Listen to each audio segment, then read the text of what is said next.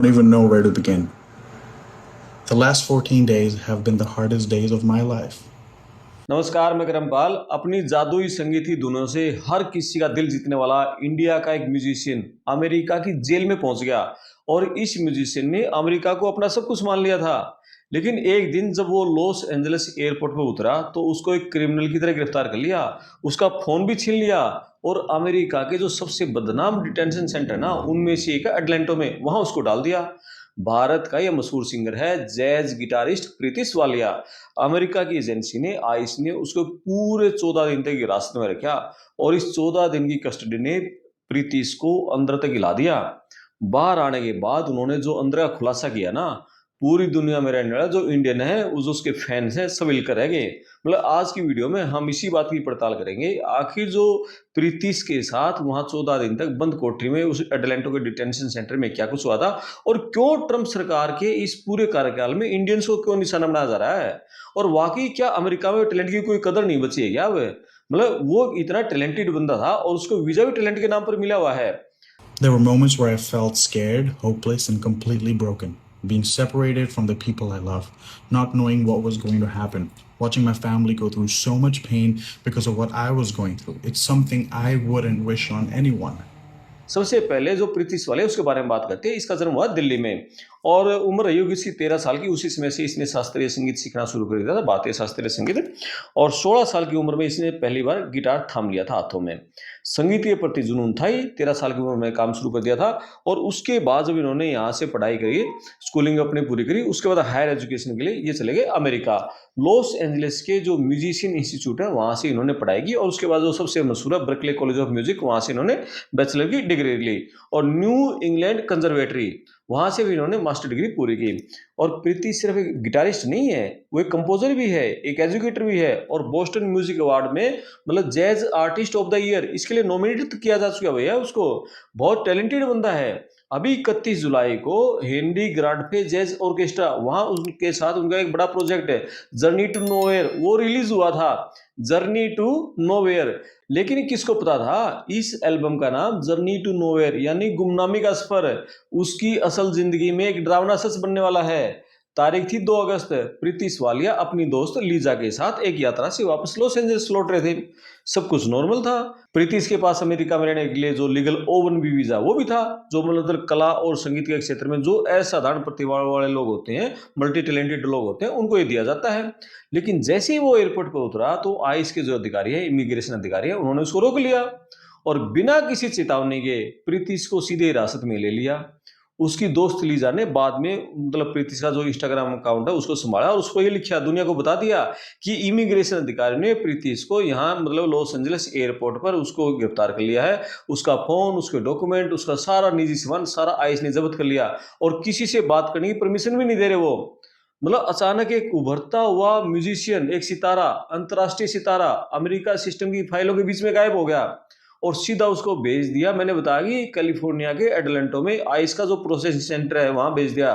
और जो मैं बताऊं एटलांटा जो आइस का सेंटर है कोई आम जगह नहीं है, ये प्राइवेट कंपनी चलाती है इसको। इस डिटेंशन सेंटर को मानवाधिकारों के उल्लंघन के लिए बहुत बदनाम है। यहाँ की मेडिकल व्यवस्था वो बहुत बदनाम है और खबरों को माने तो इस साल 2026 में अटलांटा के डिटेंशन सेंटर में 4 कैदियों की मौत हो चुकी है। मतलब आप देखो कितना बदनाम वो 4 कैदी तो 2026 में, ये खबरें हैं। और प्रीतिश के लिए 14 दिन वहां बिताने किसी नरक से कम नहीं थे, क्योंकि वो गंभीर एक बीमारी से जूझ रहा है पहले से ही। अभी 2023 में प्रीतिश को कोई मतलब परसिस्टेंट पोस्चुअल ऐसी कुछ बीमारी है, क्रोनिक वेस्टिकुलर, वो उसको मतलब डायग्नोज हुई थी, पता चला था इसको ये बीमारी है। मतलब इस बीमारी में क्या होता है कि इंसान को हर टाइम ना चक्कर आते रहते हैं, चीजें धुंधली दिखती हैं, बैलेंस उसका बिगड़ जाता है, तो ये सारा कुछ उसको है बीमारी। तो प्रीतिश के दोस्तों ने बताया कि इस बीमारी में ना मतलब आराम से गहरी नींद लेना, चैन की नींद लेना बहुत जरूरी है। लेकिन जो अटलांटा डिटेंशन सेंटर है वहां तो 24 घंटे फ्लोरोसेंट जो लाइट जलती है, इतनी तेज लाइट में मतलब उसके लिए तो सोना आसान ही नहीं था। उसके दोस्त जोई रोसिन ने मतलब उसके इलाज के लिए फंडरेजर चला और वो इस बात को लेकर डरे हुए थे कि डिटेंशन सेंटर के अंदर प्रीतिश को जेल में दवाइयां मिल रही है, नहीं मिल पा रही हैं। आप ये सोचो, एक संवेदनशील कलाकार, देखो कलाकार जितने भी होते हैं ना वो संवेदनशील तो होते ही है, मतलब वो दिल से बहुत नाजुक होते हैं। मतलब एक उसको इतनी तकलीफ पहले से है और बिना किसी पुख्ता वजह के 14 दिन तक उसको अनिश्चितकालीन अंधेरे में रख लिया। पूरे 14 दिनों के कानूनी संघर्ष के बाद जब प्रीतिश मतलब अमेरिका की जेल से बाहर आया, वहाँ की अमेरिका की जज ने उसको एक जमानत पर रिहा करने का आदेश दिया, तो मतलब उसकी आंखों से आंसू नहीं रुक रहे थे जब वो परिवार से गले मिला। मतलब आंखों से आंसू निकल रहे थे उसके लिए। तो 14 दिन मतलब जिंदगी में ऐसे दिन ना आए कभी। सोशल मीडिया पर उन्होंने एक भावुक वीडियो भी शेयर किया, आप बीती सुनाई। प्रीति ने वीडियो में ये कहा, वो 14 दिन ऐसे थे जिन्होंने मुझे हमेशा के लिए बदल दिया। जब आप किसी डिटेंशन सेंटर के अंदर बंद होते हो तो दुनिया बहुत छोटी लगने लग जाती है। सारी उम्मीद खो देता है आदमी आसान, मतलब आदमी वहां पर, और उम्मीद खोना आसान भी है। मतलब वो कह रहा है कि मैं सच कहूं तो मैं वहां अपनी उम्मीद खो रहा था और मुझे समझ नहीं आ रहा था आगे मेरे साथ होगा क्या। मतलब मैं ऐसा वक्त अपने दुश्मन के लिए नहीं चाहता कि मेरी दुश्मन की जिंदगी में भी इस तरह के दिन आए। लेकिन इस मुश्किल घड़ी में पूरी दुनिया में जो जैज और म्यूजिक कम्युनिटी के जो लोग हैं वो प्रीति के साथ खड़े थे। सैकड़ों मैसेजेस उसके पास आए, उसके जो पुराने टीचर्स हैं, उसके कॉलेज के दोस्त हैं, उन्होंने उसको बड़ा सपोर्ट किया और उसी सपोर्ट ने उसको टूटने से बचा लिया। प्रीति ने अपनी जो वकील है स्टेसी और जो अपनी गर्लफ्रेंड है, अपने परिवार के लोग हैं, जितने अजनबी हैं जिन्होंने मैसेज दिए थे, मदद की, सबका शुक्रिया अदा किया और उन्होंने भाई जिसने उसके लिए आवाज़ उठाई। लेकिन यह सबसे बड़ा सवाल तो ये है ना कि प्रीति को गिरफ्तार क्यों किया गया था भाई। सवाल तो यही, गिरफ्तार क्यों किया था। अब खबर में यही तो सबसे महत्वपूर्ण बात है।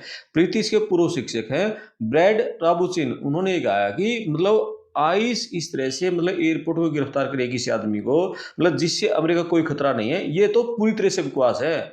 आइस हमारे देश के कानूनों का पालन नहीं करे। लेकिन आइस के प्रवक्ता ने एक बयान दिया, उन्होंने कहा कि प्रीतिश वाले जनवरी 2019 में अमेरिका में आया था, O1B वीजा उसके पास था, लेकिन उसका वीजा स्टेटस वो अगस्त 2025 तक लीगल था। यानी उन्होंने वीजा की अवधि के बाद ज्यादा समय तक वहां रुके और स्टे किया उन्होंने। लेकिन जो प्रीतिश के वकील है उनका ये कहना है कि उनके पास लीगल एक्सटेंशन मिल चुकी है उनको, अगस्त 2025 के बाद लीगल एक्सटेंशन है। लेकिन सच जो भी हो इसमें, प्रीतिश की जो रिहाई का मतलब ये नहीं कि उनका केस खत्म हो गया। अब उनका इमिग्रेशन केस अभी भी कोर्ट में चल रहा है, एक बहुत लंबी कानूनी लड़ाई उनको लड़नी पड़ेगी अभी। लेकिन प्रीतिश अकेले नहीं इस तरह के। डोनाल्ड ट्रंप का जो दूसरा कार्यकाल है, इसमें जो इमिग्रेशन डिपोर्टेशन की जो पॉलिसी है इतनी टाइट हो रही है कि किसी को भी निशाना बना रहे हैं। यूएस डिपार्टमेंट ऑफ इमिग्रेशन जो आंकड़े बता रहे हैं 2022 से लेकर 2025 तक 27,800 इंडियंस को आइस ने हिरासत में लिया है। 27,800 से ज्यादा लोगों को। और अभी देखो ना, 3 दशक से अमेरिका में रहने वाली थी इंडिया मूल की एक बुजुर्ग महिला 60 साल की वेंकटवासम सेठी, उसको आइस ने रूटीन चेक इन के दौरान की थी, उसको हिरासत में ले लिया। कितने लोगों को एयरपोर्ट पे गिरफ्तार कर रहे हैं, वापस डिपोर्ट कर रहे हैं। प्रीति सवालिया ने अपने फैन से वादा किया है कि वो जल्द ही ठीक होकर संगीत की दुनिया में वापसी करेगा। लेकिन उनका ये अनुभव मतलब ये दिखाता है कि कैसे एक कलाकार का जो अमेरिकन ड्रीम है पल भर में एक डरावने कानूनी सपने में, कानूनी दूसरों में बदल जाएगा एक पल भर में। क्या अमेरिका अब वाकई जो दुनिया भर का टैलेंट है उसके लिए अपने दरवाजे बंद कर रहा है क्या, ये भी तो एक सवाल है। क्या नियमों के नाम पर जो आइस बर्ताव करिए ठीक है क्या। मतलब आप इस बारे में क्या सोचते हो। आपके जो भी विचार है आप कमेंट बॉक्स में लिखो, वीडियो को शेयर करो, चैनल को सब्सक्राइब करो, साथ में घंटे वाला बटन दबाओ। मतलब आपको ये पूरी खबर अच्छी लगे तो ज्यादा से ज्यादा अपने दोस्तों के साथ शेयर करो। और अमेरिका में यदि आपका दोस्त रहे तो उसको बोलो भाई अपने सारे डॉक्यूमेंट अपने साथ लेकर चलो, फिजिकल कॉपी अपने साथ रखो। और हमेशा यदि आपके डॉक्यूमेंट में कोई कमी है तो सपोज आप एयरपोर्ट पर यात्रा मत करो। अभी एयरपोर्ट पर अमेरिका में यात्रा ना बहुत खतरनाक है आजकल, क्योंकि एयरपोर्ट पर सबसे ज्यादा गिरफ्तारी हो रही है। आइस लगातार एयरपोर्ट धड़ाधड़ गिरफ्तारियां करी अमेरिका के बड़े बड़े एयरपोर्ट पर। आइस के बहुत जवान खड़े हो गए हैं और आइस और टीएसए दोनों अपने जो डाटा है वो शेयर करी है। टीएसए ने सारे डाटा आइस को शेयर करने शुरू कर दिए। किसी भी आदमी की थोड़ी सी भी गड़बड़ी मिलती है तुरंत उसको आइस वाले एयरपोर्ट पर गिरफ्तार कर लेते हैं। तो ये अमेरिका में चल रहा है। तो ये वीडियो थी, मैं आपका दोस्त करमपाल, नमस्कार।